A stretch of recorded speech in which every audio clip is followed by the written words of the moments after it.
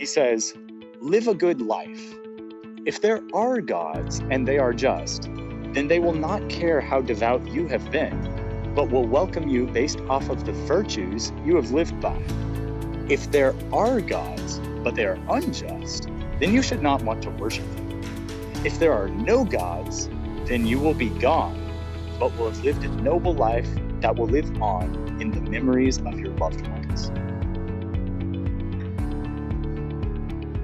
Welcome to Voices of Deconversion. In each episode, an atheist or agnostic shares their story of deconversion from Christianity. Our stories remind us we're in it together. They encourage us as we discover who we are and help us to embrace who we become. Now here's Steve with today's guest.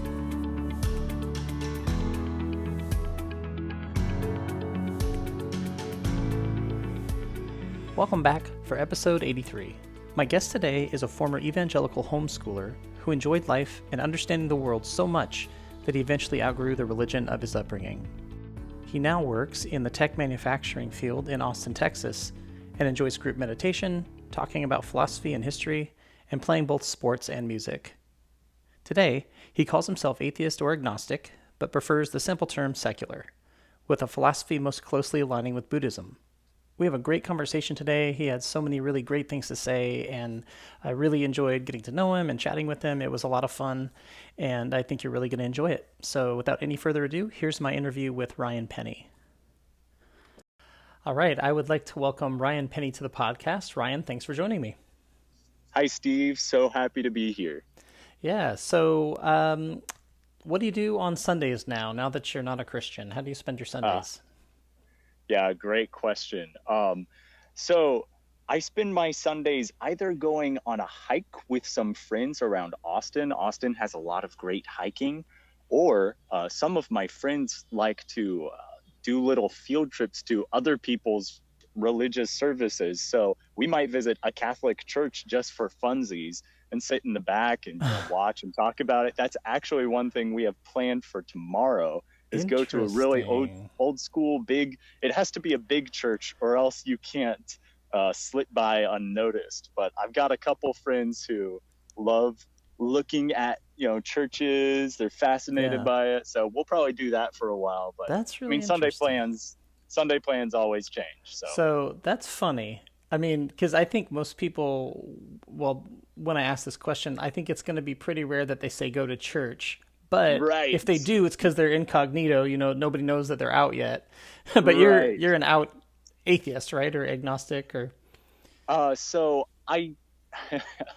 it depends on the day. If I call myself atheist or agnostic, right? Yeah. I'm happy with either one. Yeah. So you're agnostic or atheist, and here you are going to church on Sunday. So that is unique. That's a unique situation. Yeah, and I wasn't really expecting to be doing that. So these people like the architecture of the church, or they like to go inside and see the way it's built, or they just think it's cool to go church hopping just for the heck of it? Yeah, so I mean, we don't do this very often. I think this is like the third time that we'll have done this this year. But no, but we're interested in the services. So looking at how do Catholics worship? What do they think is important?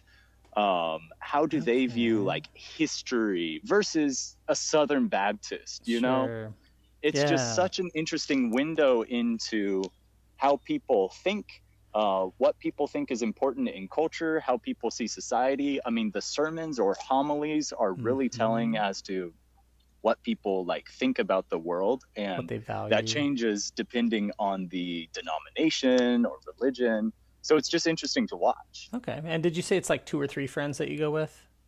Yeah, there are 2. Okay, 2 of them. Yeah. Or 3. Yeah. So 2 or 3. Okay, perfect. Right. Yeah, that's cool. Okay. That's really interesting. Well, why don't you tell me a little bit about your childhood and how Christianity impacted it when you were growing up? Sure. So I really can't remember any time when Christianity was, not an authoritative part of growing up.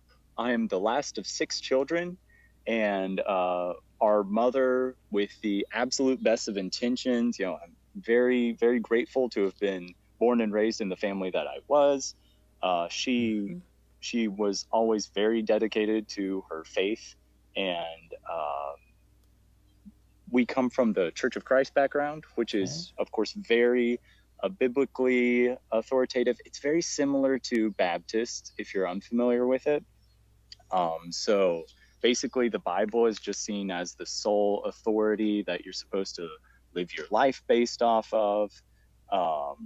They kind of push back against any Catholic or high church traditions, and they say, the Bible is pretty much it for me. I think like Pentecostals are sort of in that camp also, that they really think that the Bible is just kind of all you need. So yeah, that's a anything. good way to frame it, I think. Yeah, The way that you said that, because I do think Catholics have a hierarchical kind of view, and other denominations do too. But I think that was your focus on the Bible, your upbringing with the focus on the Bible was similar to mine. That was kind of like the Bible is the thing that we kind of follow, Right. And you can understand the attraction to that idea when you're trying to figure out how to make parenting decisions, when you're trying to figure out how to make life decisions, marriage decisions, all of that. If you can simplify what the authority is, then in theory, it makes it less complicated. But I mean, unfortunately, the Bible is not simple. Yeah. But so they don't have to say, well, this one church father said this, but Ephesians says this, so you kind of have to weigh those together, see which one you think is more important. No, it's easier for the staunch Protestant denomination to say, no, cut out all the middle stuff that we're not sure about. Just try to stick to this little area that we're sure. I think of it like sort of like the keep of a castle. It's supposed to be the really safe spot, but it's really a problem when even that isn't safe. So explain to me, I actually don't know what the keep of a castle is. Can you explain what that is? Sure. So castle typically has like an outer wall that may get attacked, you might be able to afford to lose it, but the keep is an inner spot within the castle walls, not inside the walls, but within the castle town, or the castle, right? That kind of looks taller. It looks like a building unto itself. Okay. And like when you think about the Disney castle, before all the movies, you see the walls on the outside, but it's like the keep is that stuff on the inside that looks really sturdy and secure. Okay. So that's the spot that really isn't ever supposed to get taken over. So that's kind of how I see the Bible for Protestants. They view a lot of stuff outside there as like great, maybe tradition, great ideas, but the Bible is really not supposed to ever be something that could be actually directly attacked or taken down. Yeah, it's seen as kind of secure and safe, and Right. So tell me a bit about. I want to kind of get a feel for the environment of your home religiously. So, how did Christianity look in terms of in the lives of your siblings? Were there any real strong, staunch Christians among them? Were some not so into the church? How did your siblings' faith kind of play out as you were growing up? So I have one sister who I would say maybe has actually given it some candid thought herself, but they are all very much into it. And it's a sensitive issue because I really see them as sort of doing the best with the information they have, but at the same time it's frustrating because they will only consider the information they have, Yeah, that's the really frustrating thing with Christians, I think, and family. Right. It's that duality. And you think the same thing must be happening in the Muslim world So in the Muslim world, I imagine a similar thing would happen if someone was young and they thought, I'm really not sure about this Quran stuff. I see some claims that just seem out there, but then they look at the rest of their family and they think, I've got to sympathize because they've never really seriously considered this. But any kid from any religious faith thinks, okay, my family really hasn't thought about this a lot, which I can't entirely fault them for, but I also really do want to fault them for. And it's like I can see the potential. If we all just thought about this more, I think we would come to different conclusions, or more, or honestly thought about this. So that's how I am with my siblings still.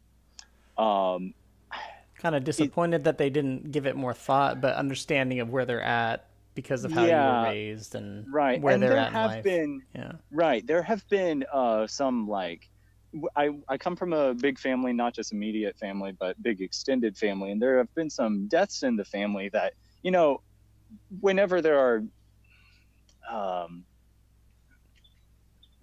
we'll say, unexpected or really, really impactful deaths in the family, it really makes you knuckle down on faith, You really want to believe that that you're going to see them again. You really need that narrative for a lot of people.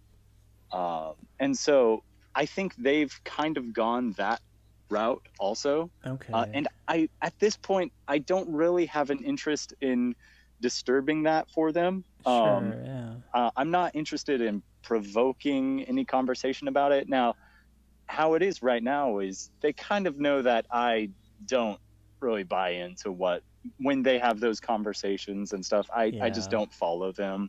And they're aware so of that. I think I think they are they're picking up what I'm letting down there, but they don't kind of know the full extent. Gotcha. Okay, that's kind of what I was starting to wonder. I know that's jumping ahead a bit, and that's okay. But I was wondering, like, how much do they know? So they probably have an idea, is what I'm hearing you say. They probably know that you're not too religious. And it's actually a little bit ironic. The sibling who I'm closest to, he is actually like in missionary school. Wow. So and oh man, he is very much, as far as like spiritual talk goes, he is kind of the center of the household. And he's one of, if not the most well researched on language. He wants to translate the Bible for like primitive people groups and stuff. So he knows a lot about like history and language and stuff. So it's interesting watching him sort of be an authority for them on that area. But then they also know that I just dissent. All that they know is that I dissent on this topic. So you just have a different view, a different opinion than them. Right. But he is the one that knows that I am at least agnostic. Do you feel safest talking to him about it? You said you were close. Actually, no. It kind of happened against my will that the information came out. But we were able to have a good discussion about it. Cool. I think it is kind of one of my strengths to be able to have a sensitive discussion without it getting heated. And so we were able to do that, and I'm real grateful for that. But ironically, he's the only one that knows that I'm definitely not a Christian. So as you grew older, was there anything like describe what your did you have like a personal relationship with God? Did you see it that way, or was it just kind of going along with the traditions of the family and not giving a whole lot of thought to it as you were growing up? Right. So I understand you, Steve, exactly what you're referring to. I think you and I come from similar enough traditions that I know the difference between someone who was just there because their parents wanted them there and someone who was there because they believed that they were somehow connecting with a God or Jesus. Right. Yeah. And so I let me think. Starting off, like I would say when I was a kid, I was very into it. I thought this was something to be, very serious about. I can't really remember if I prayed that much. I'm sure I did. But I would say, definitely from the time I was a kid, I had a very just childish trust in this system. Okay. And it was only until like middle school and high school, when girls start becoming a thing, that uh, I started saying, oh, I don't know what I think about like religion. Um, I know I call myself a Christian. I'm definitely a Christian, but you kind of go in and out, and sometimes you really feel like you're feeling it. Sometimes you feel really backslidden. That was when it really started to like go back and forth. But then in later high school and then college, I like to use the analogy that was when the bubble of like my faith was really growing, and it was getting big and big and big. And then around junior year of college, it just burst, and it's been gone ever since. So Okay. So I like to use the analogy of the bubble for that, because it was just like yeah. this intensified, and it grew and then popped. Okay. So as you got older into high school and into college, the the doubt bubble started to get bigger and bigger. Um, Oh, kind I'm sorry. I, or I meant I meant to say that was the faith bubble. yeah, It yeah, yeah. was Okay, that probably works the the better. the, I was the trying to think of trust yeah, bubble. yeah. Okay, Yeah, like the me yeah. like becoming very Christian sort of bubble was growing a lot during that time. Okay, so you're becoming more and more Christian as you got into Right. high school and And the college. the yes, and the Oh, okay. pop was when the doubts came, and it was pretty rapid and pretty Wow. sudden. And so, Did you go to a public college, like a state college, or did you go to a private Christian college? okay, so I don't think we've talked about this at all yet, but Hmm. I and all of my siblings, we were homeschooled K through 12. Okay. And then I am one of two of us to have gone to college. Okay. Um, and that wasn't just a purely like ideological education will make you an atheist thing. Yeah, There yeah, was money was a part of that. There are yeah, six yeah. And some kids. people There's not a they don't ton need of to go to money to college. go Yeah. around. And yes, one of my brothers, he just went to trade school. I'm very happy to validate other routes also. Yeah, Um, yeah. but just saying, That I'm was your one of path. Yeah, two you that went to went to college. Yeah. college. Yes, and both of those, one was my older sister, the other was me. We both went to Christian colleges, not the same one, Okay. but we went to Christian colleges. She went to Abilene Christian University, Yeah, I've and heard of that. I'm from Houston. We're all based in Houston. I went to Houston Baptist University. Okay, I've heard of Abilene. I think it's pretty well known in the Christian Oh, world. that's Yeah. that's interesting, because I do think it's well known, but I figured it was only well known in like really conservative circles. Oh. Whereas Houston Baptist, I think it's got a very like reputable uh, reputation, Yeah, a good um, reputation. kind of across the Okay. board. I knew a lot of Catholics who went there. I knew a lot of Eastern Orthodox people, kind of liberal people, but also a lot of Interesting. conservatives felt right at home there. Okay, so when you go to college, what kind of things are making your faith deepen, and what kind of things are you experiencing that are making you a stronger Christian? Um, I think really the only thing that can actually make your faith deepen is just yourself sort of doing it to you. Mm-hmm. Um, you trying to arrive at these conclusions for yourself. Or, I mean, other people, of course, can influence it too, but there wasn't Yeah. anything that I was viewing objectively. So I don't want to say it was actually causing me to have more faith. I want to say I was just being nuts. Okay, And so yeah, but like how was that manifesting? Maybe I should say that. So were you noticing that you were reading the Bible more, going to church more, going to more church activities, talking about God more? In what right. way was it showing up in your life? So I would say mostly in reading the Bible and in prayer. That had escalated a lot. Okay. Yeah. I would do those both morning and evening, sort of bookend the day with it. That's seen as sort of a standard good thing to do, Yeah. in Christianity. Wake up, take a few minutes, they Do say, your you know, before you devotions get or in, yes, devotionals. before you get into the craziness of the day, you need to start it, begin it, and end it with God, you know. It's Yeah. hilarious to me now because, like, what the fuck are you supposed to read? Like, Proverbs or Psalms where he's telling people to dash babies against rocks? Like, where the hell in this book are you drawing, like, unless you have just like the most narrow of blinders on, Yeah. where is this like a happy way to start and end your day? Yeah. Uh, I, but you know, yeah. those blinders are, that's what we had. So Yeah, yeah. So you were noticing these devotions you were having in the morning and the evening, and so it was just becoming more of a stronger part of your life, or it was just becoming more yeah, frequent, kind of your I yeah, really want to add too that part of that was, and really the most consequential part of it was not the prayers or devotions, but the social circles that I would either cut off or enter into.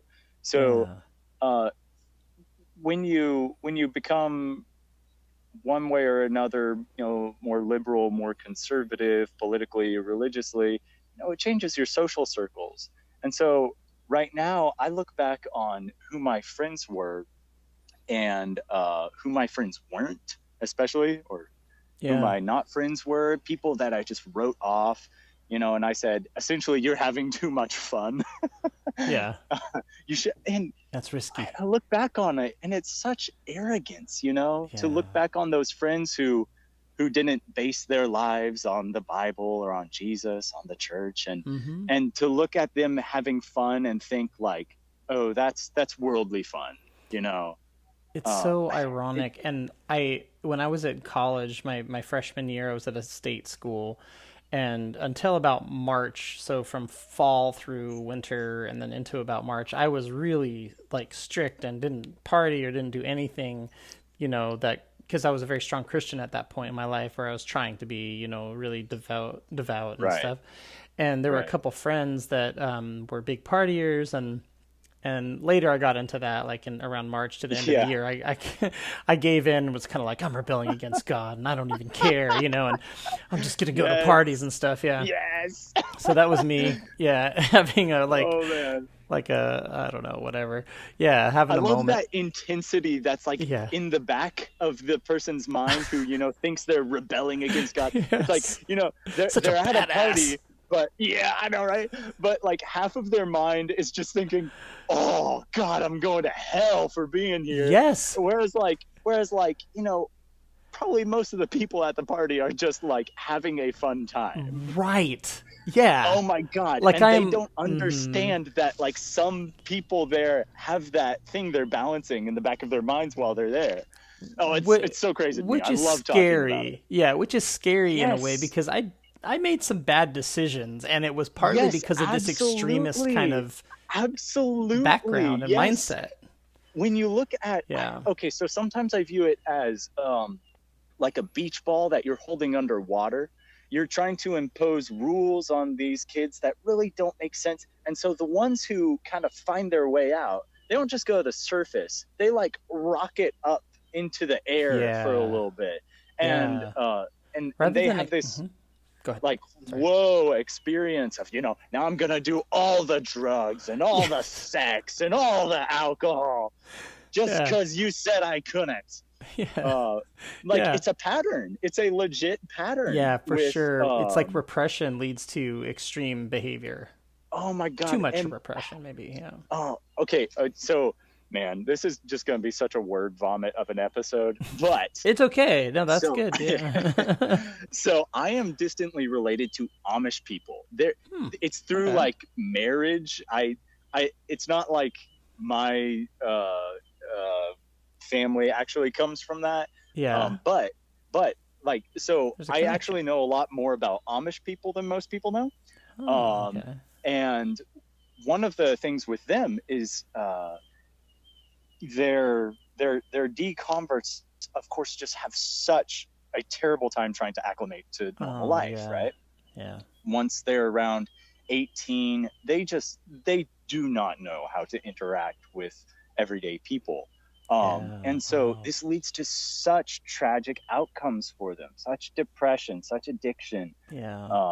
And it's like, you have to realize that this is the harm we're talking about. Right, When it's you grow up so serious. Yeah, we're cloistered. joking about it, but like, no joke, I was in crisis. I mean, Oh my yeah. God. No, yes, absolutely. When I think about the severity of how this can go, when someone actually lets themselves question, it's like The Village, the M. Night Shyamalan movie. Hmm. Have you seen that? Yeah, yep, Yeah. yeah. Like, it really is exactly like that. When people question, are these safeguards really keeping me safe, or is there more out there that I can trust and be a part of? Um, Yeah. but then they don't know how to interact with it. Um, but it's a safe world out there. They just don't know how to be in it. Um, Yeah. and Yeah, so it can be a safe world, or it's not as scary as they thought, is what you're saying. right, yeah, right, Yeah, right. we're Well, terrified of yeah, like living in the world, being worldly, quote, right, right.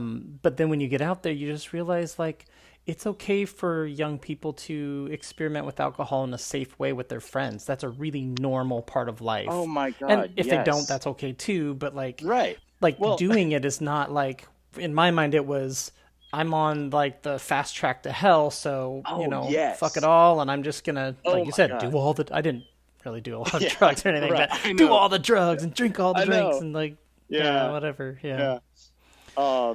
So real quick, yeah, with a lot of these Amish situations, they will actually be allowed, I think it's a year, I want to say, sort of like a gap year, mm-hmm. where they're allowed to essentially go into the world, um, leave the little community, and they're allowed to decide if they want to stay Amish or leave the Amish. They're Yeah, actually given like a window of opportunity like that. okay, But unsurprisingly, it's something like 90% of them just return. Um, yeah, because imagine being exposed to a world that you don't know, and it doesn't matter, who's right about God or the Bible or tradition.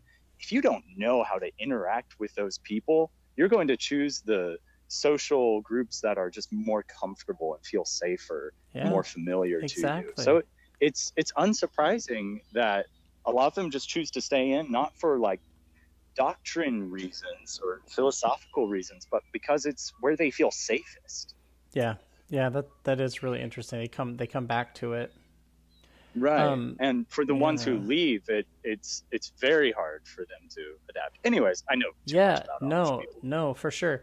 One last little side note. One thing I find funny, we were talking about, just like being religious and then going to college and having to deal with like worldly things. And the one of the ironies about my experience was that two of the people that I partied with a lot near the end of my first year in college, I actually tried to separate myself from those people and not talk to them after I got married a couple years later. Right. And one of them, his feelings were hurt, and rightly so, because I just Yeah. cut them off Right. because I Right. felt like Oh, they're partiers. That's my best sinful. friend in I high need to school. cut My myself best off from friend in them. high Yeah. school. He admitted to me that he was like agnostic. This is someone I had grown up in the church with. And then when he admitted to me that he was agnostic, I really did start distancing myself from him. Yeah. And Because and you I think look you're back on supposed that. to. Yes. And you think that they're going to be a bad influence, that they're it's see, you Yep. really do feel this duality. The relationship between you and your imaginary God and you and your actual real life world friends are tugging at you both ways. Yeah. And you're trying to decide, which one do I really go with? Which one do I Yeah. value more? And that's really, if I can phrase it as succinctly as that was the phenomenon in high school that led me to start becoming more religious. Was I felt this sort of tug of war Yeah. between my real friends and sort of my family over here and this God thing. And I'm thinking, okay, I actually chose the religious route, but then I just realized at one point, this is not serving me well. Yeah. um, and so I have to reassess this. And once I did, honestly, I thought, oh my God, I can't believe I cut off all those friends way back Yeah, when. it's sad, but kind of a funny twist for me was those two people, the two people I'm thinking of. There were other people, but those two people, two of my more like a little bit closer friends. They're both Did now they become more. Christian? Oh, for Yeah. sure, yeah. And I feel like that's common. Like people like kind of act like partying and doing things like that, and then they turn religious as they get families, Yes. or as they get Yes. The older into like 30s and families. 40s. Yes. And I'm just thinking Right. like that's so weird. Like I was the religious like zealot, and now Yes. I'm the Right. atheist, and these guys who were like big partiers are like, yeah, we're a Christian family now. We're one guy told my other friend, he's like, I'm a man I'm a man of God now, or something like that. And this guy was like partier guy, like party man, Yes. like like Yes. it's so weird how people change. And of course, I'm Right. saying that with the full awareness that I was someone who did a complete 180. Right. So Yes. it's just so crazy how life works out sometimes. Yeah. Right. Yeah. And I think really through that all, what we're saying is like, really just please live with integrity. I do think Yeah. that we sort of have the most integrity. We're willing to say, I don't know, right? Yeah. We're And be willing okay to with say, that. yeah, we're willing to say, I lean this way, but I'm not absolutely sure. Yeah. And that feels like the honest answer for me. Yeah. And That's I mean, cool. come on, when we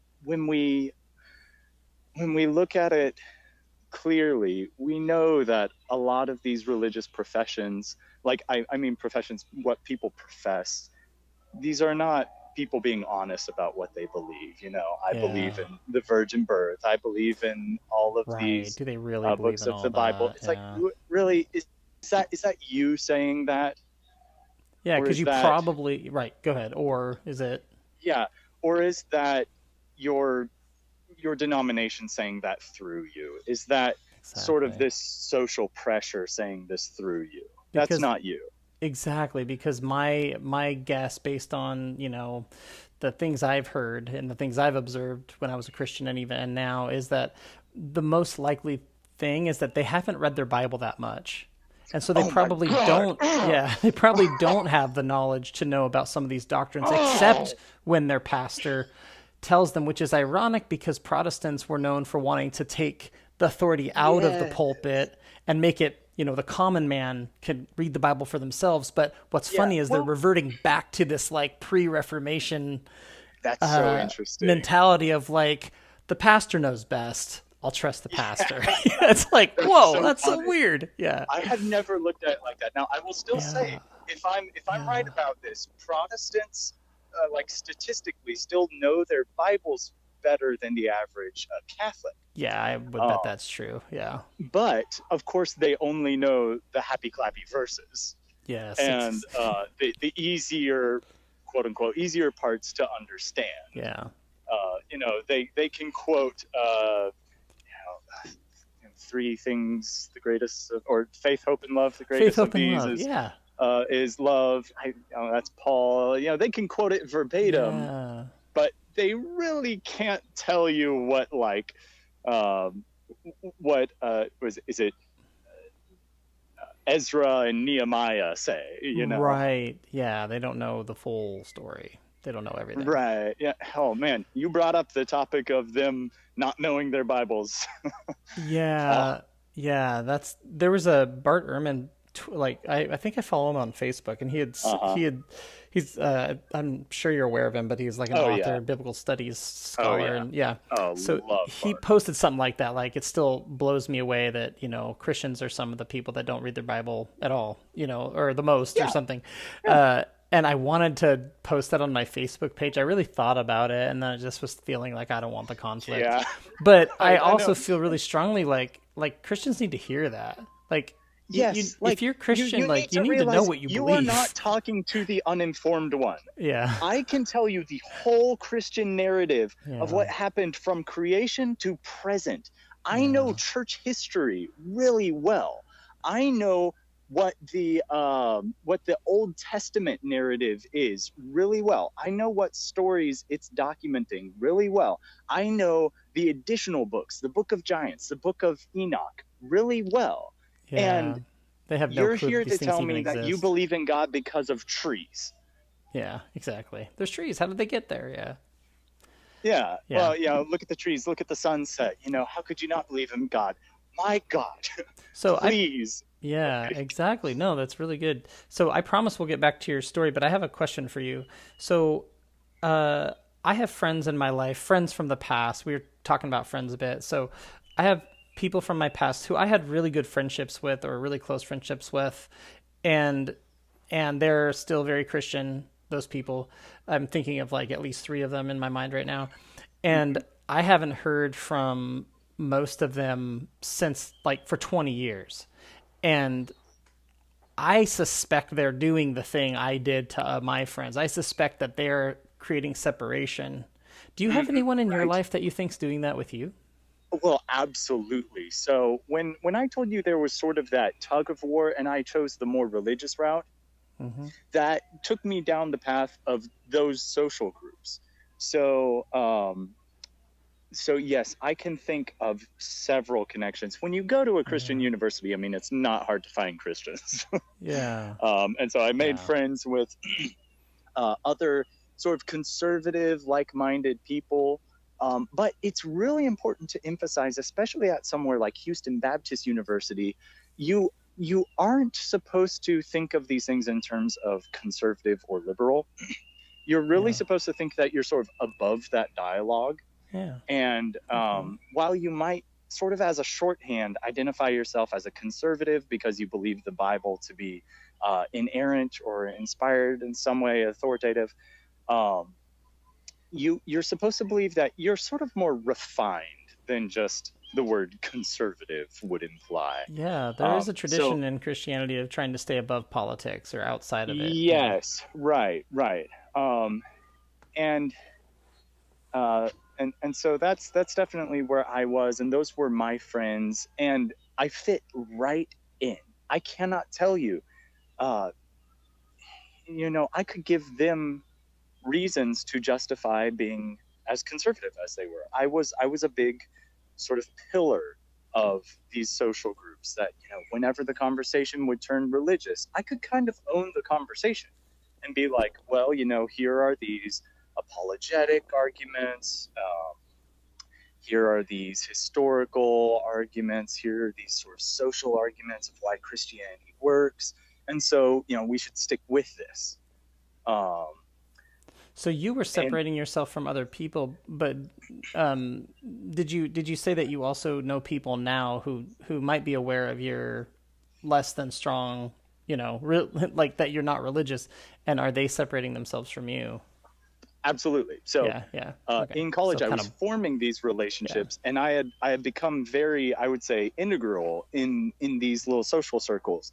And so there was a relationship that I got into that really didn't make a ton of sense, really, to mm-hmm, anyone, and it was mostly, I think, my fault for kind of like trying to initiate that relationship. mm-hmm, Um, but that relationship was really pivotal in my deciding, what do I believe? Am I going to keep dating this girl mm-hmm. with the understanding that the Bible is an authority or not? And then by the end of the relationship, the answer was no. I can't commit to this, and really that was a shit show. And that was hard for like her. That was hard for all of my other friends. And so So you, when that relationship ended, mm-hmm. I went back to some of my guy friends and I was like, hey guys, let's revisit this Bible thing. And I was like, I had actually said in that conversation that, okay, now I'm leaning towards atheism. That's all I said then, and that's all I've really said since. I guess I can call myself an atheist, but I'd say I lean towards atheism, right? Um, it's what Bart Ehrman says also. Um, these are the people that I'm 100% sure decided to distance themselves from me because it Gotcha. it That was was the it was point. Yeah. so strange, um, seeing how often we would talk, we would text. Are you going to Yeah. this event? Are Yeah. you doing okay? You want to grab want to grab food? You want to, I don't know, go to church? I Yeah. don't know. Yeah. And then how quickly all of that stopped, and I knew it would, Yeah. and it did. Yeah. Yeah. It, on one hand, it kind of breaks your heart a little bit. You're kind of sad that you miss those things. And on the Yep. other hand, I just quickly Right. think there are so many awesome people out there who Yes. aren't still stuck in the religious mindset. And I would Yes. love to meet those people. And I have, and there are many friends I have now that are great, non-religious folks. And Right. but my question was going to be about the relationship with that girl. So the reason you broke up with her was, did I understand correctly that it was because you felt like it wasn't lining up, the relationship didn't line up with Christianity, your Christianity, or So to be real clear, I didn't break up with her. She broke up with me, okay. and I think she was sensing that there was something wrong with okay, me, you that, were moving away from this is when I Christianity. was in the pit of like depression. Okay. And I felt very bipolar. One day everything was fine. The next day, I just couldn't stop thinking about like death. Wow.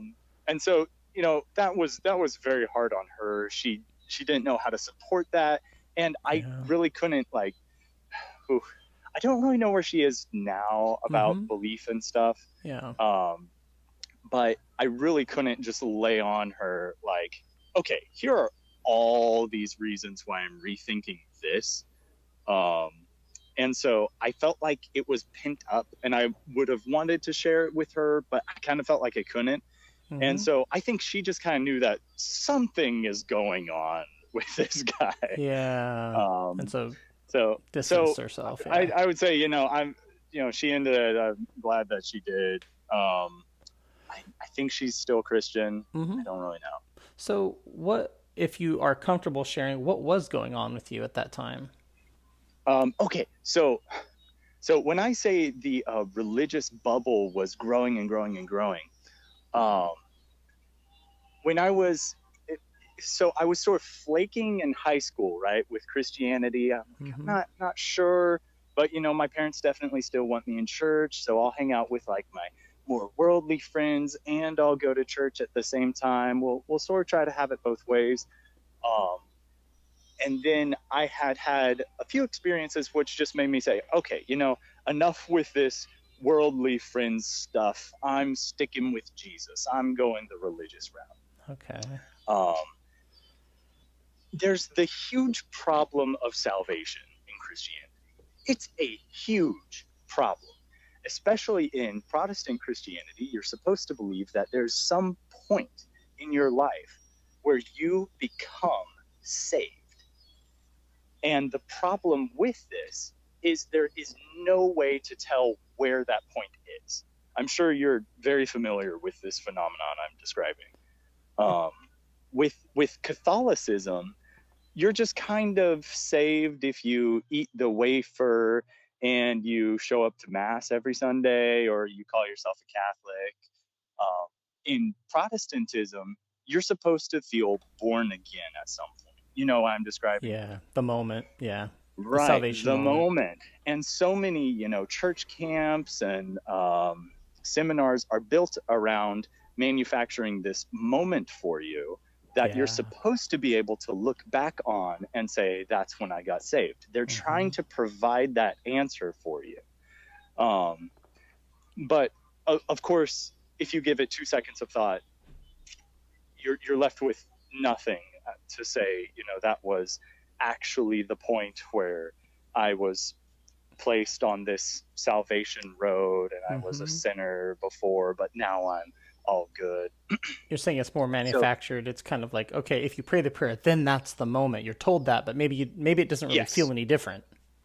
Right. Okay. Right. Yes. Well, and I think when people are honest, and a lot of people like millennials and younger really have this problem. They sort of want to be honest with talking about this, but they do not know how to be honest talking about this. They'll say, well, maybe I was kind of a Christian the whole time. Maybe that's when I got saved. I don't know. All I know is, I believe it now. They're kind of looser on it. And that's sort of where I was. But it was really a big problem for me because I knew I had done things in like high school that had put me on, the wrong side of God, right? Mm-hmm. And so I thought, okay, this probably means that I'm not on Team Jesus entirely, and I need to have some sort of moment. Mm. Um, but you have no idea how to tell when you've had the moment Yeah. or when you just kind of made it up for yourself. Yeah. Um, and so I ended up, getting born again probably 4 different times. I can think of Mm-hmm. one time after watching The Passion of the Christ, getting super emotional. And, I was like, honestly flattered that, a God would go through all this for us, for me. Yeah. And I remember thinking, okay, well, I was so emotional at that point. That must have been when I got saved or whatever, Yeah. It made me want to commit to Christianity. So that had to have been what it was, right? Well, and then once that wears off, you start uh, becoming a normal person again. You stop praying as much. You stop feeling as spiritual. Maybe you Yeah. kind of backslide a little, and then you think, okay, well, was that the point that changed me, or was it not? Maybe I need to It's do it funny. It's again. like the mystical Um, feelings kind of go away, yes, and you have and then no you're like, idea what oh, to back to real life. interpret it as. Yeah. What does that mean that now that this? What did I have my Damascus Road experience or didn't I? Yeah, like you'd expect So it maybe to kind of stay in that heightened state of like, this feels different. My life is different. right, but then of Yeah. course there are all these ways in which, as Dan Dennett says, religion has evolved to cover its own ass. Where it says, okay, now you're a born again Christian, and all of life is different. This changes everything, but at the same time, oh well, we're not saying there aren't going to be some struggles or that Yeah. everything's going to be easy. It's like, well, where's the line? Right. It's really What's the weird. difference? There's a big It disconnect between, absolutely just yeah. covers its own ass. Yeah, that's really interesting. So this was going on in your head where on one hand you're thinking I should be having this moment, and then you kind of have a moment and then you're confused because the feelings of that Right. moment are gone at some point and it feels like normal life again. And so you were having kind of a, would you say it was like a mental health crisis in that time, at least religiously, or Yes. So kind of? other Yeah. social circumstances, sort of brought on by me being pretty religious, had led to me feeling pretty isolated. Like Okay. I felt like I kind of couldn't. This is before I had started dating that girl. Mm-hmm. I had felt like I kind of couldn't get a girlfriend. I had tried dating some girls and I had been rejected. And I thought, like, man, I must just be doing something like totally wrong here. And Yeah. I think this is when, if I were to look back, I would say this is when I really started to feel like these sort of bipolar episodes where Okay. I would just be really depressed. And I mean, like I would feel like the person who I was at college was just totally different than the person that I was like with my family. Hmm. Um, and I would get this weird feeling that, like, I don't know how else to say this. I'm not sure it will make sense, but I felt like my life had run out. I had done everything. Wow. It was like it was just finished. I wasn't suicidal, but I had just felt like for some reason there was nothing more in life to try. Wow.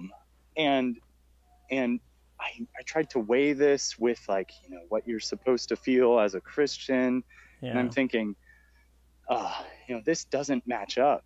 Well, actually, at this same time is when this girl and I began to date, and to my eyes, she had her whole life just pulled together. She was like the perfect Christian. She knew the perfect amount of theology, but also very like righteously lived by it. And to me, that sort of stability was so attractive Yeah. because I looked at my life and I thought, I'm trying, right? But Yeah. but I don't feel like I've had that real salvation moment. Mm-hmm. Um, Yeah. And so I look at someone You who were seems bouncing more around, she was stable. steady. Right, right. And that is just, that safety, that steadiness seems very attractive. I think it's the reason why a lot of people sort of become Christians, either from a Yeah. non-religious background or a backsliding background. I think a lot of people see, well, those Christians have been sticking to their beliefs for a long time. Something must be working there for them. Yeah. So I'm sort of comparing myself to this girl that, we're talking, we're going out a little bit, and I'm thinking, man, I just don't measure up. And so um, it's a summer break from school, and she's off in Liverpool, England, and I'm at home thinking like, man, I feel like my life is a mess. um, and compared to this girl, I just don't have anything to offer. And here's where like a very pivotal moment happens, where I'm lying in bed awake late at night, and I just get this feeling like a confirmational feeling that, like, this is what we call the voice of God in Christianity, or the Holy Spirit. Um, but I got this feeling where I felt like, no, you are saved. And I mean, I entirely believe that this is me manufacturing this feeling. But in the moment, it felt like, I'm so happy to have received this confirmation. I am absolutely ecstatic. I actually went and had a conversation with my brother, the one who is in school to be a missionary. And I told him about this feeling that I got, and he was so happy for me. We were both so happy, we like prayed about it. It was fucking nuts. But then I go and like I sort of start letting other people know about what I had felt, and this is like the stupidest moment of my whole life, because I'm just like talking such shit in front of people about like, how I really think I probably got born again over the summer, even though I had already sort of been known as like the Christian guy already. But now is when, no, I really think like it happened or something. And so pretty immediately though, like within about a week, I started thinking, okay, wait a second though. How do I know I didn't just manufacture that? So you have a lot of self-doubt. Right. And so that was really when it started just, splitting my mind of like, people can have profound experiences and like religious experiences, supernatural experiences that were really made up in their minds, but they can really dedicate themselves to it. And I really had to like rein in this really Christian intuition to be like, that's when I was saved. This is what my relationship with God looked like. And I really had to rein that in and be like, okay, wait a second, think about it. Just think about it. I had some other experiences where, well, actually, I think that was what you had asked about, right? So you're kind of, what was going on with you? So like you're really going through some back and forth. You're with your thoughts and on like how saved you are, and your how saved you are. I mean, and so you kind of go through this like doubting, and then wondering how can I be sure of myself, and then having a moment where you are sure, and then you're doubting again. So and this was all happening around the time that you were dating this girl, and then she eventually decides to break it off. And then where do you go from there? Like, So, oh my God, it was a great moment. So like when we broke up, I thought, okay, now I really have no social bonds tethering me to like Christianity. I'm sort of a little distant with my family at this point, 4 years or 3 years into college at this point. And I'm feeling more independent. I don't have real close Christian friends. And then I just broke up with my really Christian girlfriend. And so now I'm like, okay, now is the time. I need to weigh all of this Christian upbringing, and I need to look through it very detailedly. I had just finished reading the entire Bible cover to Okay. cover. And We're really trying to understand your faith. Oh, man. You wanted to know it really well. Oh, man. I had been to so many different types of churches because not because like I was intentionally bouncing around or something, but I had a lot of friends who were from a lot of different denominations. Presbyterian. You probably haven't heard of Messianic Jewish. Have you? I've heard of that one, yeah. Oh, okay. Awesome. So a Messianic Jewish synagogue, of course, Baptist is in there. I visited a Catholic one. I just thought, wow, how are there all these different perspectives? Yeah. And, I'm reading the Bible for myself. But at some point I was laying in bed, and this is after I had broken up with this girlfriend, or she had broken up with me after we had broken up.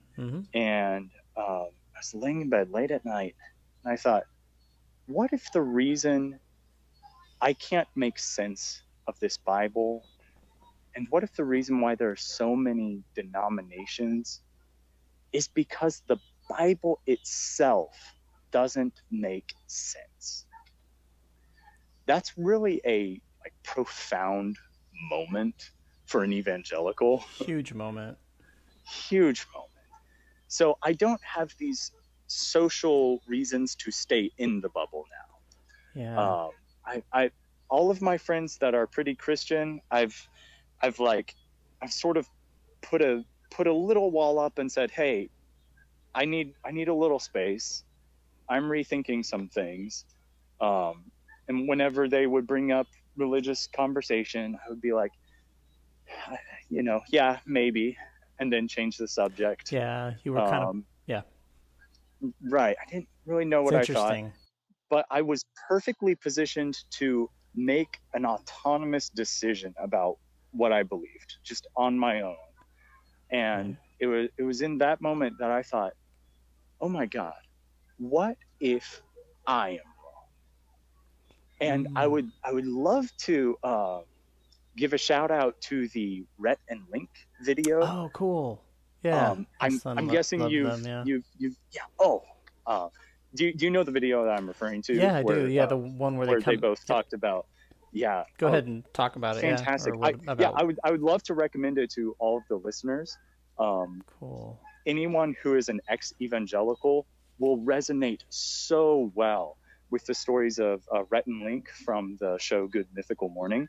So they can look it up on YouTube.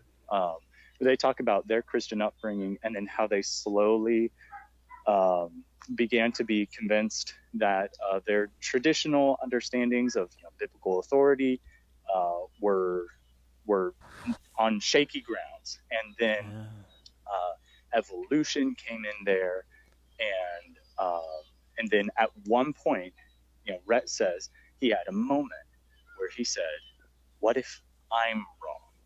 And I love that he includes the phrase, I want to be clear, I had never asked myself that before. And I thought, yes, that is so true.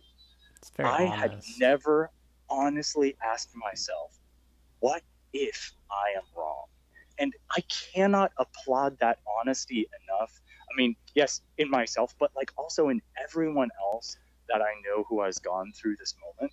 Totally. The profound integrity to say, I do not want dishonest words to come out of my mouth.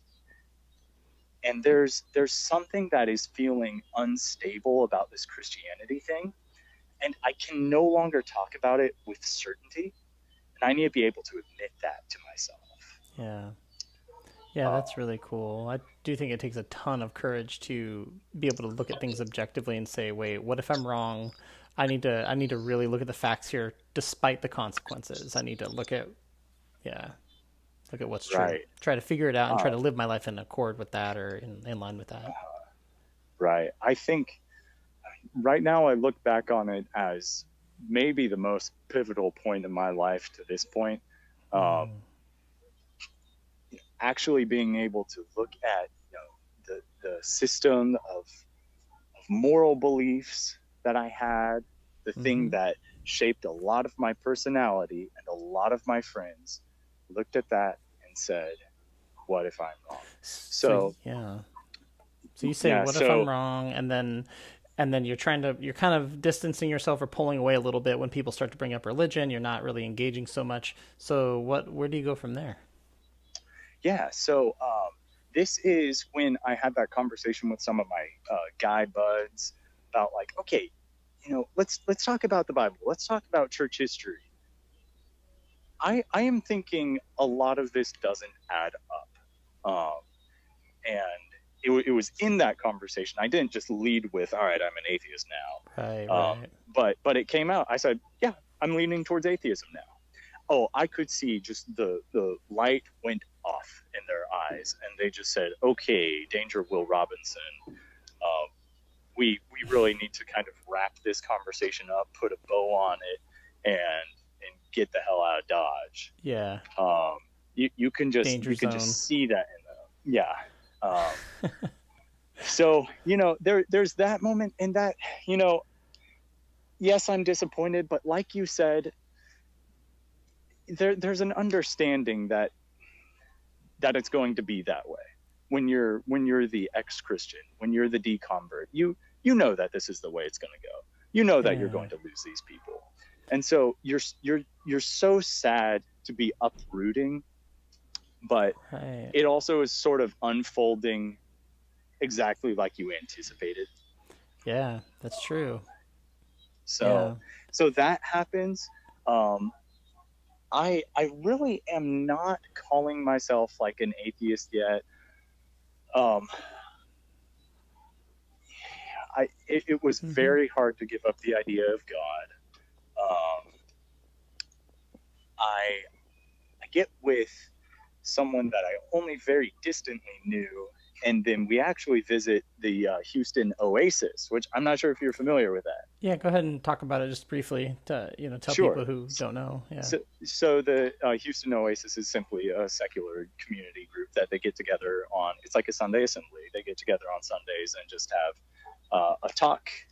They play a little bit of music, and then they all go to lunch afterwards. And so it's a secular group, so you will hear people talking about what they think is crazy about religion.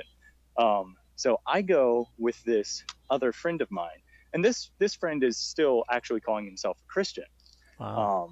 But I go, and I'm only saying maybe I'm a Christian. I'm trying to be very objective. At the time you were saying that maybe I'm a Christian to him. And to yourself, right? Too?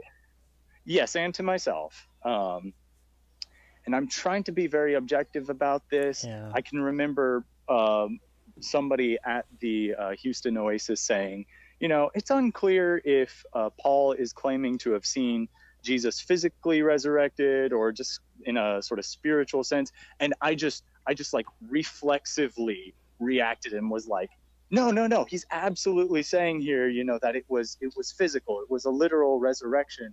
And it's just, I really didn't have the nuance yet to even say, yeah, I don't know, I don't care, right? Yeah, I still had to defend it somehow. And there are still sort of reflexive moments like that where people talk about the Bible, and I think from my sort of more experienced position that I want to correct them about, a wrong opinion Yeah. about like where the Bible came from. But then I Couldn't think, help but jump in. who the hell cares? Like, I don't care if people have the wrong idea Yeah. about like some obsolete religion. Like, I Yeah. don't care if people have the wrong idea if there was one author of the Iliad or 1,000 authors of the Iliad. You know, Right. it doesn't matter. It's not something I need to Sure. feel Yeah. defensive over. Right. Yeah, it's interesting. It might be fun to talk about and debate for fun, Yeah, but like right. But if it gets where did it super get serious, you at like the who end? cares? Believe what you Yeah. want. Yeah. Exactly. And that, man, letting Jesus become that also was just ridiculous. You know, Yeah. letting Jesus just become some guy who honestly, like, poor guy got made into a religion, right? Right. Yeah. He might have Like, been he was very just different. a guy. Yeah. Just a guy who might have even been a little crazy. I mean, to Oh, get yourself yeah, crucified, like you've got to be calling a lot of I attention know, to right? yourself. I Yeah. know, right? Yeah. Like, Yeah. if the movement you spawns like if the movement you start spawns like these religious monks who go into caves and lose their minds, how sane were you? Right. Right. um so yeah, so I still definitely have Yeah. moments where I'm trying to be really defensive about this. um I'm So, sort of messing the timeline up because I'm Oh, it's okay. rushing through a lot of this, but I'm gonna jump to when COVID begins. Okay. Um, So how old, by the and way, how old were you when you were dating that girl? Because that's sticking in my mind. oh, So, yeah. okay. Oh, fuck. I 20 and 21. Okay. So you're early 20s. Yeah. Yeah, Okay. And so 21, you're 22. having these doubts in your early 20s and going through this in your early 20s. And how much time went by from then till now?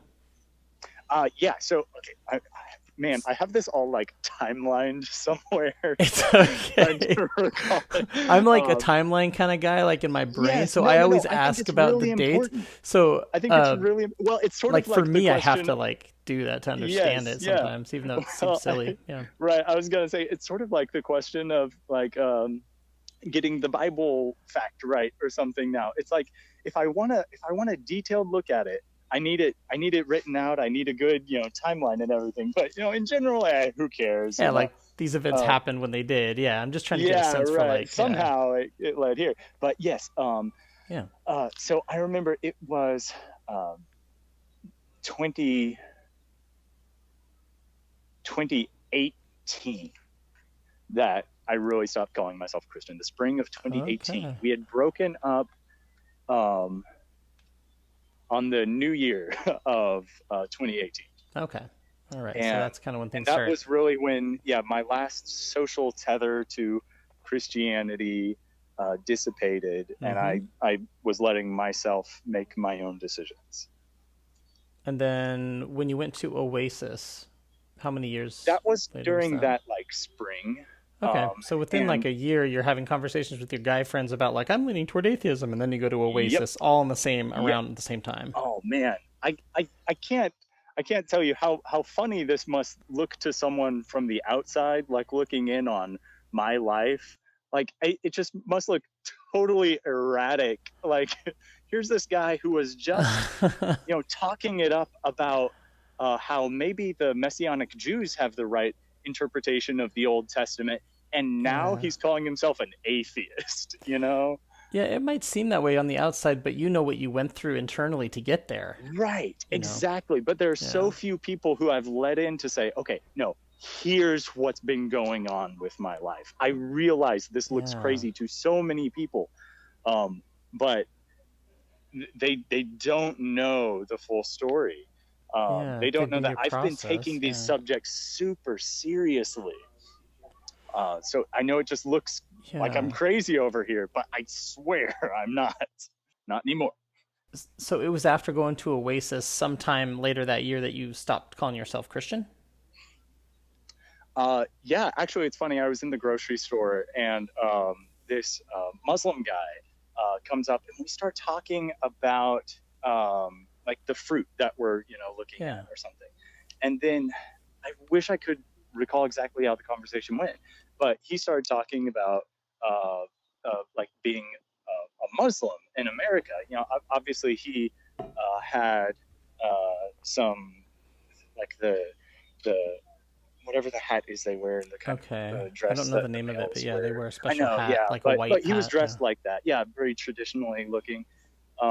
And he goes, yes, and you know, Islam is actually the fastest growing religion in the world. And I go, well, I'm not a Christian, and I think that it's actually if you count non-religious, it's the non-religious who are the fastest growing. But I'm not sure if you're counting that as a religion or not. And that was the first time I had ever like led with, well, I'm not a Christian. Yeah. Um, It just came out because right, part of your brain knew that that was the truth, but you hadn't said it right. yet. Right. It's like I feel Yeah. comfortable sort of distancing myself. Don't associate me with that anymore. Yeah. Um, yeah, That's I cool. want some distance from that. I don't want you to think of me as one of that. Yeah. So it's only been a few Um, years since you went through this process. yes. Yeah. So, yeah, I would really say in 2019, um,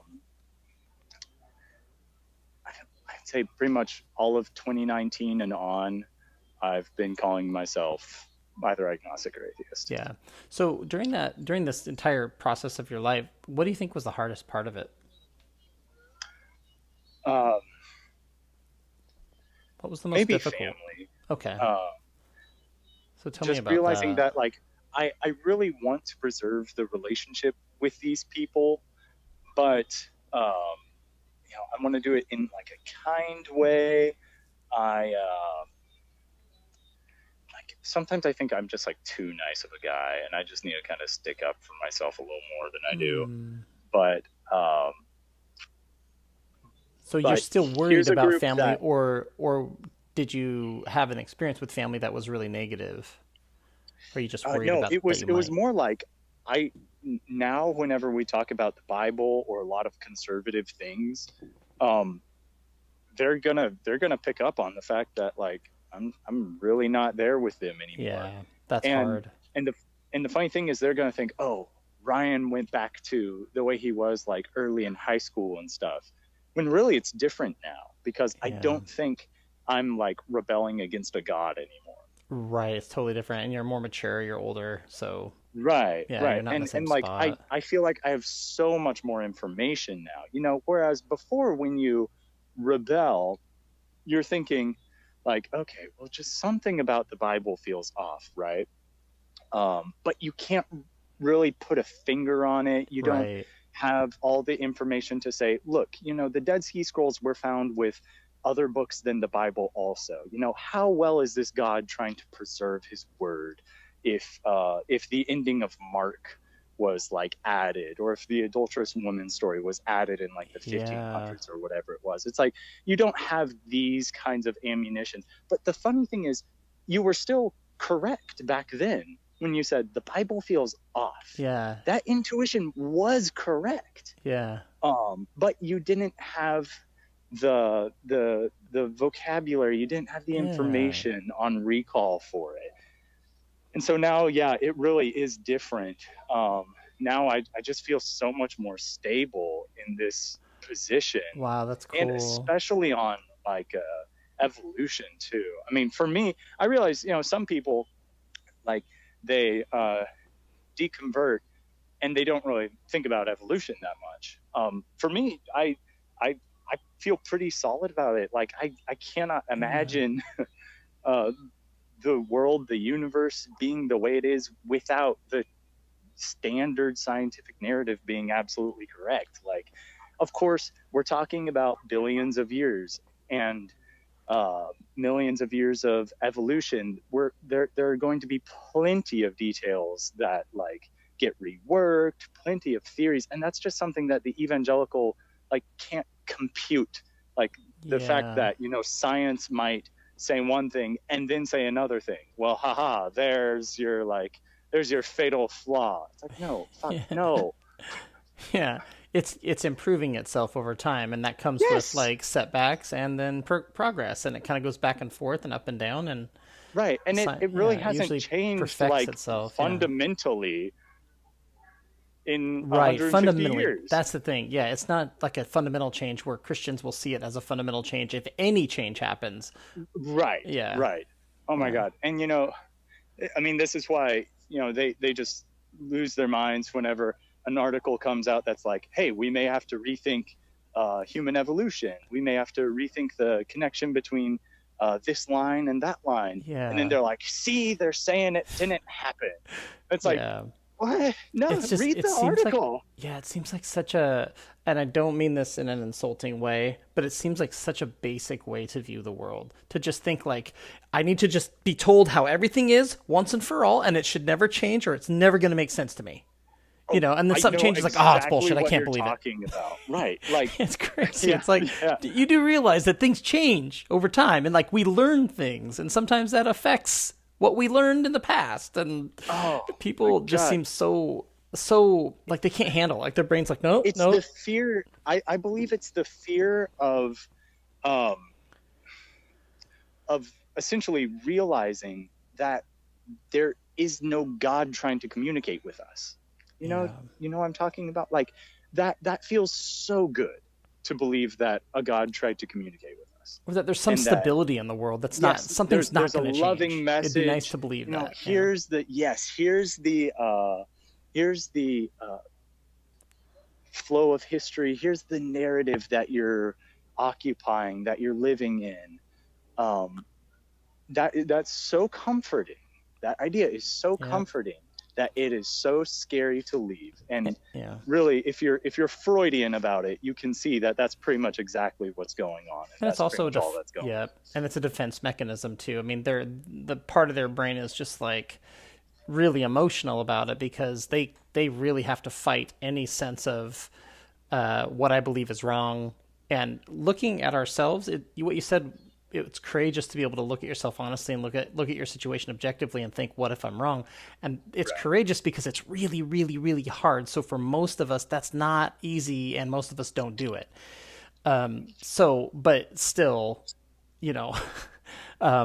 it's still the opposite is still such a simplistic way to view life. You can't just go through life thinking that everything's just going to stay the same forever and that what you knew then is always going to be true. I mean, things change so much.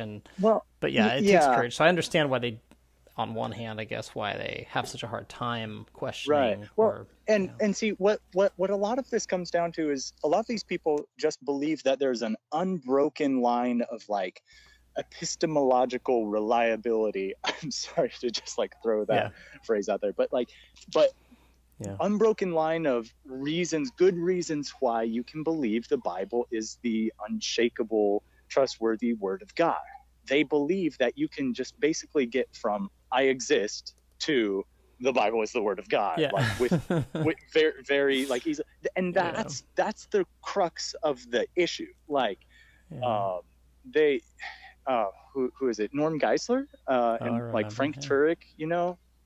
Have you heard of him? Yeah. Oh, yeah. Those guys were a big part of my like apologetics phase in high school. Yeah. Their whole like sort of minimal facts approach. Okay, if I can say this, then I can say that, and I can say that, and I can say that. Which like whoa, man. Just like slow down. Let's talk about each one of those. And so, but they actually believe that, the Bible is authoritative, reliable. And so once you understand that, then it makes sense, why they think that, the earth was created 6,000 years ago. Homosexuality is wrong. You really can't talk about these things without talking about the Bible. You have to say, okay, well, where did this book come from? How did we get this? Does this seem like something that a God is trying to like preserve his message of? And I feel like if you just attack it head on, they're like, well, homosexuality is wrong because, the Bible says so. And then you say, well, that sounds rude or that sounds ignorant.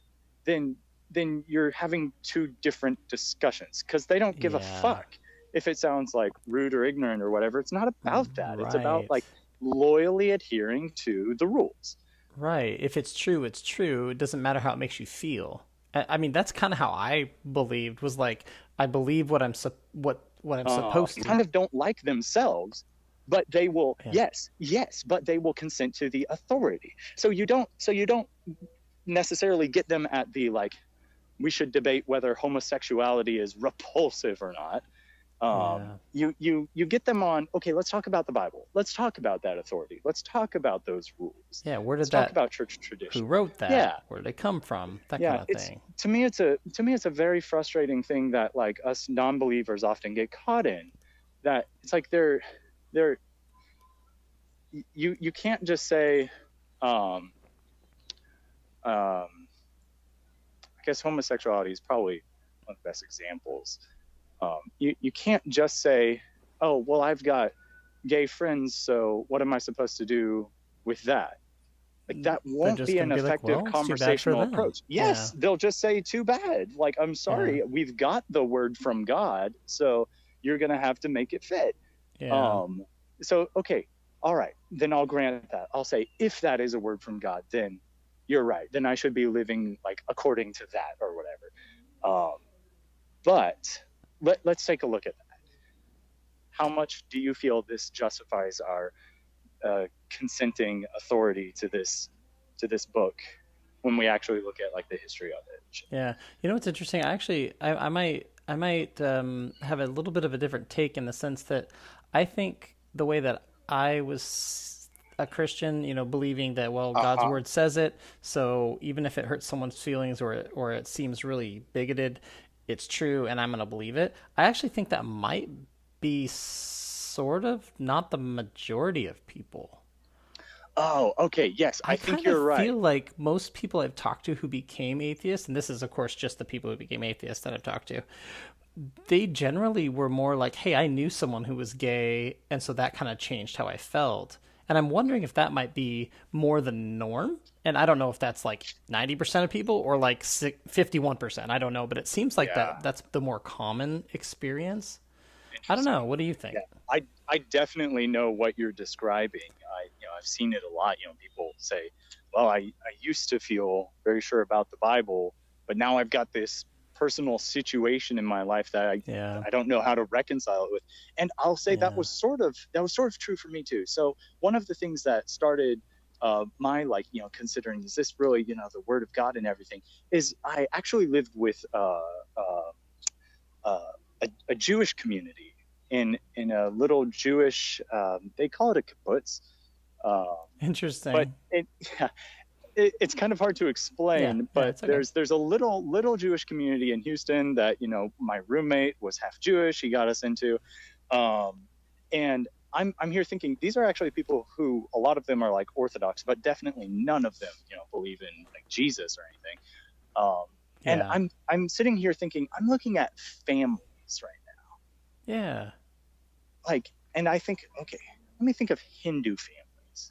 Let me think of, I guess, Buddhist families. Let me think of Muslim families. I think of Muslims, like, all the time. I'm like, just compare this to, think about what a Muslim is going through right now. They're doing the exact same thing that the Christian family is doing. And I'm supposed to believe that if they died right now, they would deservedly burn in hell. Yeah. When you put a face to it. Right. To me, yes. To me, that is actually, like, worlds more mind-boggling and incomprehensible than the homosexuality debate. Believing that this sweet little family that's just trying to do good, deservedly going to hell. Like, right. Okay, let's forego the question of, like, a gay person who we have to apparently debate if that's, like, okay or not. Is it okay to act out in this way?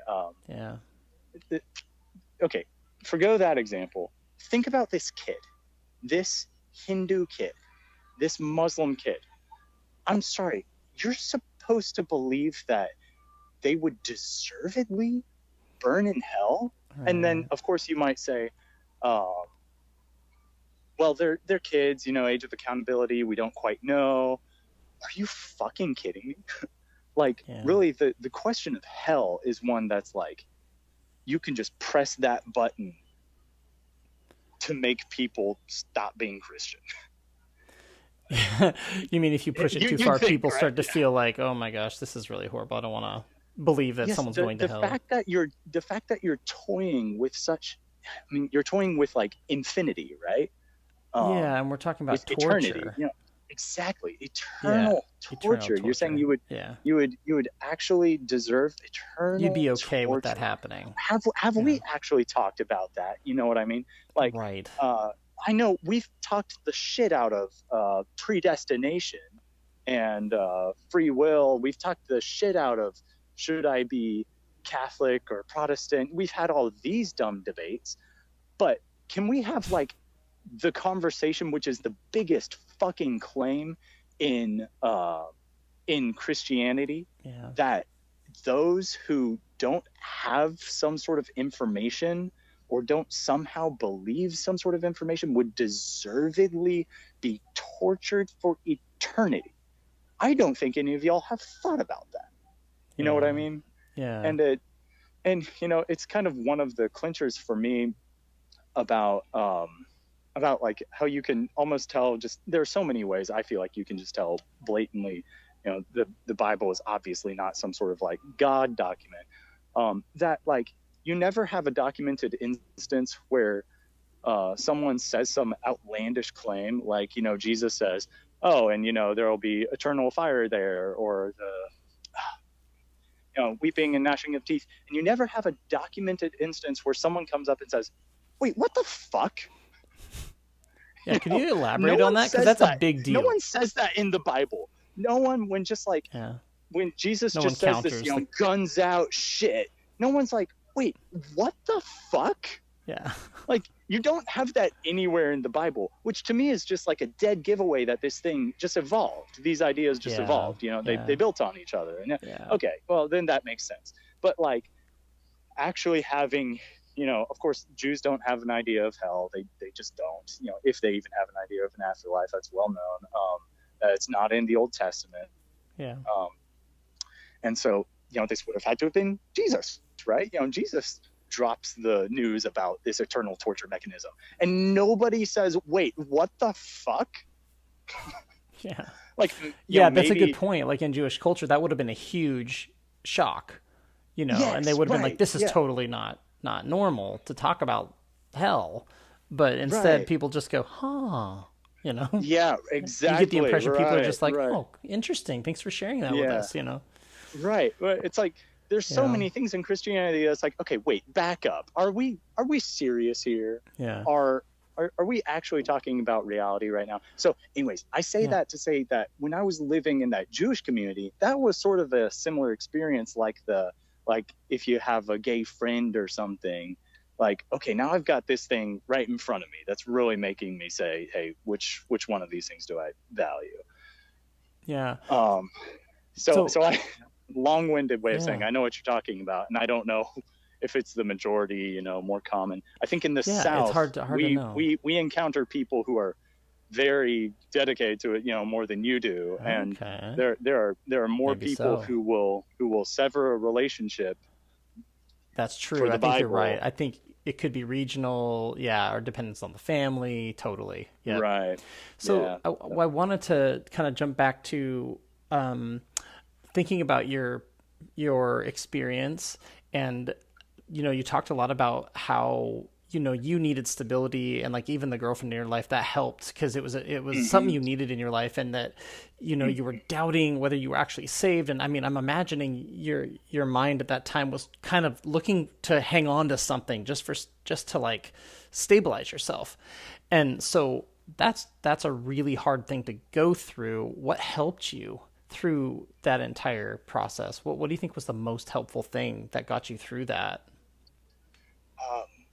So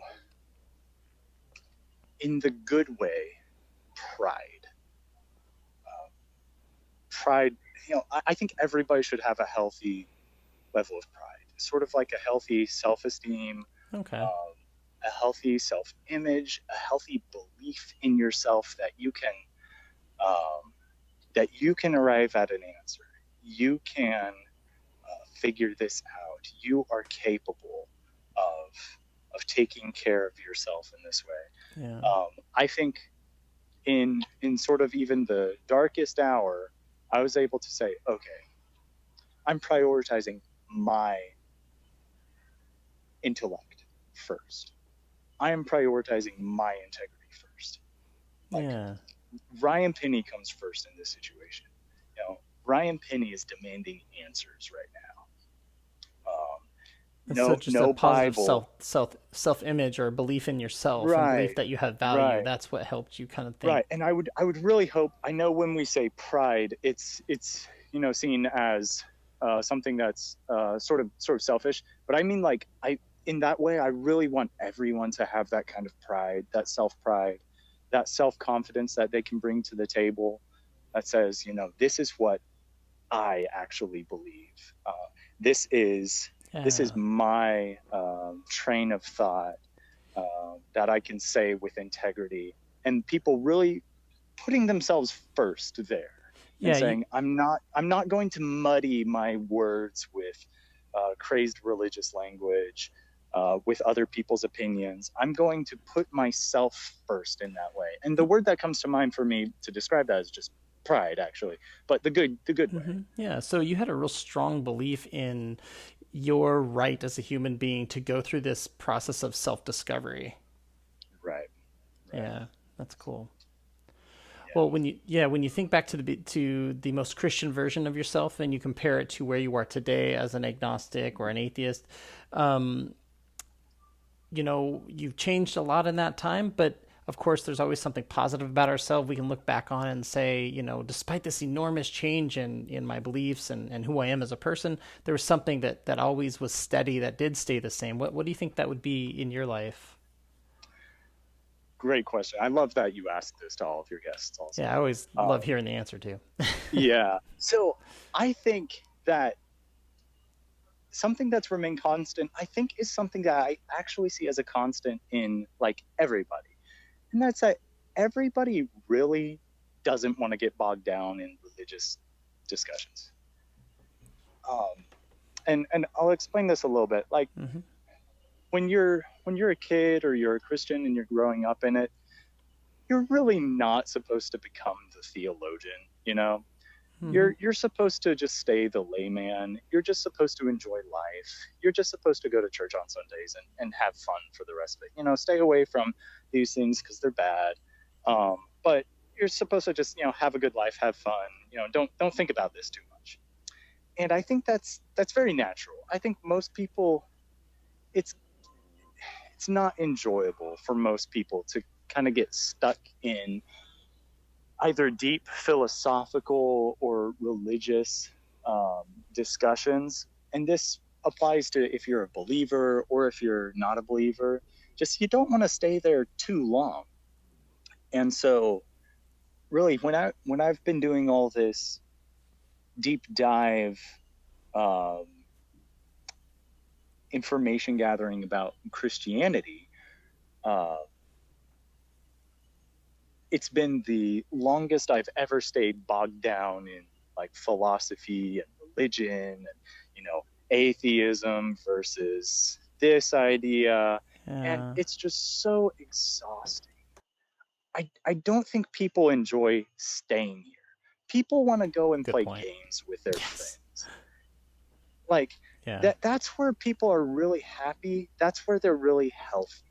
And I've been, I think, waking up to that in the past, like, 6 months. Whereas, I mean, like, I'm pretty sure now I am always going to maintain a strain of, like, watching atheist content on YouTube, hanging out with people who definitely call themselves atheists, and occasionally having those conversations. But if we're talking about being happy, none of us wants to stay here. We want to Yeah. go for a hike. We want to go play games with our friends. Yeah. We want to go accomplish things in life, and we want to talk about those things. Yeah. And so I think that thread of really wanting to be with people just where they're at, and not always having these really depthy conversations that can be just Heavy. exhausting, heavy, and can lead to just not happiness, you know? Um, Yeah.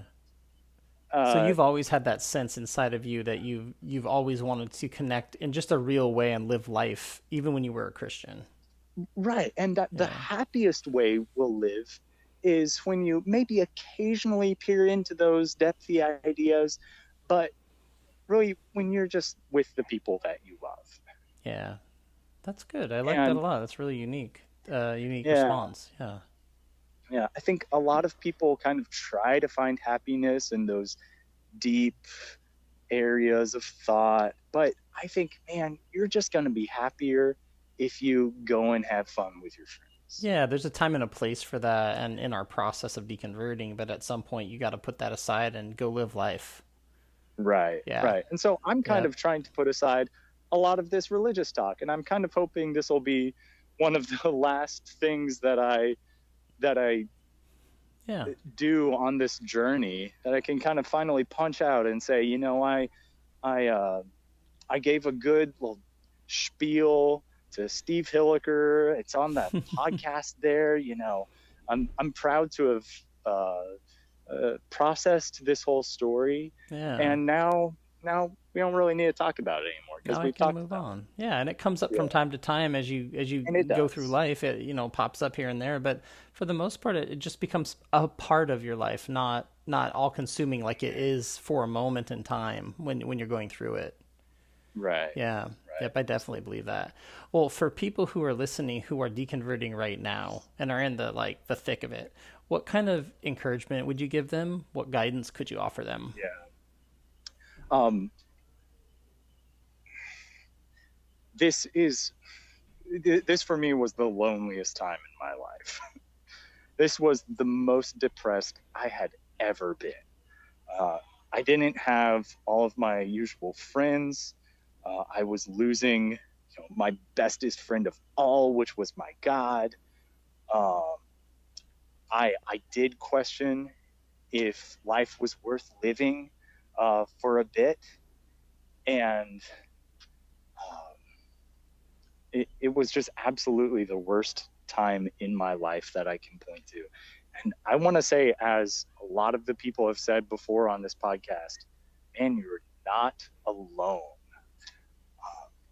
We want to talk with you. We want to share these ideas and these burdens with you, to use the kind of Christian language of sharing each other's burdens, but we really do. Yeah. We want to talk about this and process this together. Um, this is not easy. I'm literally proud of anyone who has the integrity and courage to say, I want my words to be my own. Um, I mean, I'm proud of you. I wish I could offer more resources than just online, YouTubers and That's okay. forums. But there is a lot out there that can help you realize that you're not alone. So, but I just the recommendation I would make is to really find other people in person, whether it means getting on, Meetup, or reconnecting with some old friends who you haven't talked to in a while because you distanced them because they weren't religious enough or something. But really find people who you can sort of bash religion with, the bad parts of it. Yeah. And those will be your close bonds again. And those people will care for you, and they'll protect you, and they will look out for you. And that's what I've been so lucky to find with a couple friends recently. And I really hope to kind of transition off of talking about so much of this online, and I just prefer to talk it up with my friends. And I really hope that uh, they all can get to that point too, anyone who's listening to this and deconverting. Yeah, I think it's important to have a safe space to vent sometimes, and with people who understand where you're coming from. They know you're not calling Christians, horrible people. Or they know that you're not trying to, be cruel or mean. We sometimes just need to vent about how dumb some of this stuff is or how Right, maddening it right. is. Yeah, and once that's once you good get to it have off your that. chest, Yeah. and you have those people that you can share that with, then you have the appropriate outlet for it, and you won't be bumping into these conversations with religious people all the time. Yeah. One of my roommates right now is actually very, very, very Christian, and he was watching a Ray Comfort video. I'm sure you're familiar with those. Ray Comfort? Ray Comfort. Oh No, I don't think I man. Oh, know. he's one of these guys that will go up to people on the street and ask them really belligerent questions, and it sounds like he's being logical, and then he'll convince them to give their lives to Jesus because they were about to burn in hell. Yeah. It's amazing. And so this was Wow. on in my house. He's one of my roommates. Just on the TV, just blaring, and I'm like, oh my god, like I'm right here. And he doesn't know I'm an atheist. That's funny. But he's this really religious guy that if I didn't have my friends that I could talk about this with, man, he would be like one of the few people I'd be able to talk to about religion, and you can imagine how that would go. Yeah, that might not go over so well. Yeah, that's a good point, that if you can vent somewhere else with safe people, then when you're around the people who might drive you crazy normally, it's easier to tolerate them because you feel like, okay, like I've got it all out of my system. They can believe what they want. Their thing. Yeah, you can coexist peacefully. It's so easier to let them go. Yeah. I agree. And for me, when I started to have these conversations on the podcast and I started to talk and join atheist groups and meet atheists, and when I started to connect with non-believers, it really helped me not be so mad at every time I got a text from a family member or every time I saw a Facebook post that was Christian, which used to drive me bananas and make me want to like scream. Now it's just kind of like eye roll, don't follow them on Facebook anymore, just, and move on with life. Yeah, it's easier when you have the outlets. And we were talking about that point where you don't want to be bogged down in these heavy conversations so much. That I think is a healthy point to get to, where you are able to have this debate if the need be, but most of the time you can just say, okay, that's my uncle doing his religious thing, I'm just gonna unfollow, and we don't have to get in a fight about it. Exactly. Well, is there anything we didn't touch on in your story that you wanted to mention? There really is so much. I would say at the core of this all, though, so let me just real quick kind of bullet point my way through other things that I think were notable. So in my own story, growing up homeschooled is sort of something that we didn't have time to get into. But there is so much that goes into being a part of a homeschool community, one that you really feel comfortable and at home with, that it sort of feels like leaving a cult, of all of your best friends. And I hesitate to use the word cult, but it's also sort of an accurate describer of the phenomenon that's going on. Yeah, it's not that crazy. You don't need to. It's not actually The Village within Night Shyamalan, but it is that sort of phenomenon. And there's so much that goes into being homeschooled and stigmatizing public schoolers and just normal people, essentially. And that has just drastically affected the way I interact. My personality, and I mean, I anticipate who I will be for the rest of my life. So homeschooling is a big one. I think talking about the sort of purity culture ideal of relationships would be another one, because that was, kind of goes back to being in the homeschool culture. That was a big ideal, and something that was just so hard to handle in the relationship that I was in college. That I just want to say there's this model that a lot of Christians follow, that they have trouble kind of understanding how it's supposed to work. And the reason for that is just because Christianity doesn't make a ton of sense, and the philosophies are always changing for how you're supposed to date and do relationships. Yeah. So purity culture was a big part of my growing up, for sure. It really impacted you, yeah. Yeah. Let me think. Oh, I could keep you here for so long, but I really do feel like an apt analogy for what's going on right now with the culture we live in becoming less religious is the Titanic, and how at first, when the Titanic hit that iceberg, it had a massive gash in it, and water was just flooding in. And really, at that point, the Titanic, this massive ship, was already sunk. The game was already over. It was over. But people didn't realize for hours and hours that there was any real damage done. Wow. I really do believe that is sort of what we're witnessing right now with Christianity.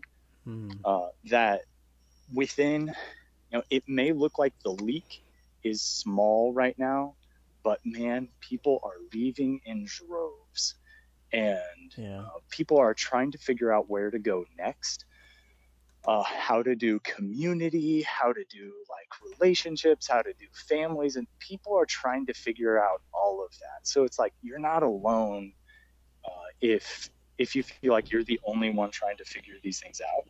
Yeah, that's a really important message. You're not alone in trying to sort through this. Okay, so here's the quote from Marcus Aurelius, who is super interesting because he is this Roman emperor, I think in the 1st or 2nd century AD, who is writing some of the best known Stoic philosophical writings that are just the best known for that. And he's doing this while he's like fighting a war in modern day Germany. So I just think it's so badass that here's this Roman emperor who's fighting a war and like writing this massive philosophical work that's still studied today. He's an absolute inspiration to me. Yeah. So here's the quote. He says, "Live a good life. If there are gods and they are just, then they will not care how devout you have been, but will welcome you based off of the virtues you have lived by. If there are gods, but they are unjust, then you should not want to worship them. If there are no gods, then you will be gone, but will have lived a noble life that will live on in the memories of your loved ones." I like that. I thought, that's such a cool quote. Wow, he just took everything about religion and essentially nullified it. He said, live a good life, and that's all you need. Because if the gods are good, they will recognize that. If they are bad, then you shouldn't want to worship them. And if there are no gods, then you can take satisfaction in the knowledge that you will live on in the memories of your loved ones. I thought he just took the whole game, the whole religion game, and just summed it up, put a bow on it, and said, there's your answer. Yeah, that is really amazing. I love that quote. I'm gonna write that one down later. Yeah. Or Google it later. Yeah, I think that's really cool. So I think that really does sum it up. It's like I've heard people say part of that before. They've said like if the God of the Bible really is going to condemn people to hell, or if the God of the Bible really does hate people who are gay, then I don't want to worship him. Like I don't want to worship a God. I heard one other person say, I don't want to worship a God who is less moral than I am. And that it speaks to that. Yeah, and you kind of laugh at it, like when you think of the idea of hell, and you think, hey, well, it sounds like some real cool people are in hell. Maybe I'd rather go to hell. But actually, when you think about it seriously, I really would rather be in hell with people that I understood and like people that I knew and loved. I would absolutely like endure an eternity of torture with people who I feel like had the most integrity, rather than to spend eternity in another place. It's so interesting because that just made me think that, like, in a weird way, the people in hell are actually in heaven, because everyone in They're hell is going to together be enduring this like suffering that just does not seem just. Right, but like suffering aside, like this is just a weird thought I'm having. Suffering aside, the people in hell are going to be all the people who ask questions, all the people who were genuine, all the people who challenged authoritarianism, including have real Satan. Conversations. And you're going to be with like these really intellectual I'd love to chat people. with Satan. Yeah, he'd have. Yeah, I'd love to hear People what he had to always, say. talking up, questions for God. I got questions for Satan. He's just misunderstood, that whole thing. Yeah, He is. yeah. Yeah, and then in heaven, you're going to have everyone who's a slave to the almighty authoritarian ruler, and they're being forced to worship forever. And these are all the people who were, like, I think of religious, like, leaders are really into themselves and very self-focused and very excluding other people. And, like, these are going to be all the types of people in heaven. Like, that doesn't sound like heaven. And, like, when I say, no, seriously, if this were true, I would take the hell. Yeah. If somebody is going to make this kind of an ultimatum, my only way of disarming them is to say, okay, do your worst. I would rather be in good company and be tortured. Yeah. It's ridiculous, but like I would take the hell. At least I think I would. I mean, well, at least the people are better actually there. Being the case would be crazy. It's a good thing it's not real. Anyways. I know. You don't have to make that decision. Yeah. Thankfully, I really never, in Christianity and out of Christianity, somehow, even though like I feared for my salvation, I never really have feared about hell, which seems oxymoronic, but I'm really just glad to, I know, wow, when people think about it, I can understand why a lot of people really struggle with that. But, very grateful to have never really worried about it, in or out of it. Yeah. That's basically all I think we have time for. I mean, there's this huge, massive Christian culture that so many people are deciding really is not for them. And so to anyone listening, I guess final thought to everyone listening, I really am proud of you, and y'all are the type of people that I would love to share a drink with, that I would invite over to my house, that I would play games with, that I would love to be friends with. These are the kind of people that I enjoy being around, and I am so inspired by and proud of everyone listening to this. And thanks, Steve, so much for allowing an outlet for people to have these conversations. Yeah, of course. Absolutely. I love that you said you're inspired by the people. I am too. That's how I feel every time I interview somebody, you, everyone else I've talked to, and all the people listening who I know are going through the same thing we went through. It's so inspirational. I just find so much inspiration in people fighting on and trying to be the best version of themselves. I just love that idea that people are out there.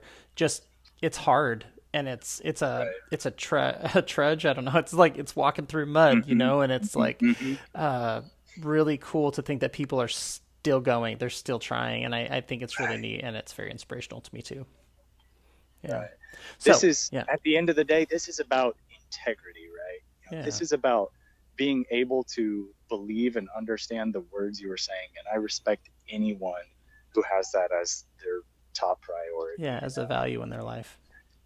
Yeah. So if someone wants to get in touch with you, what's the best way for them to do that? Sure. So I would love to correspond with anyone who's got anything to say on the topic with me. My email address is ryanpenny42@gmail.com. So that's my first name, then last name, Ryan, Ryan. Last name, Penny, Penney, 42@gmail.com. I'd love to talk with anyone. All right. Well, Ryan, it's been an awesome conversation. I really loved all the things we talked about, and especially at the end there, the Marcus Aurelius quote was really cool. I appreciate that. And thanks for taking time to share and inspire people yourself. It's really cool that you took time to do this today, and I appreciate that. Thanks for hosting this podcast, Steve. It's been an absolute honor of being able to actually, talk with you. I feel like you get to have so many great conversations. It's really cool to be counted among them.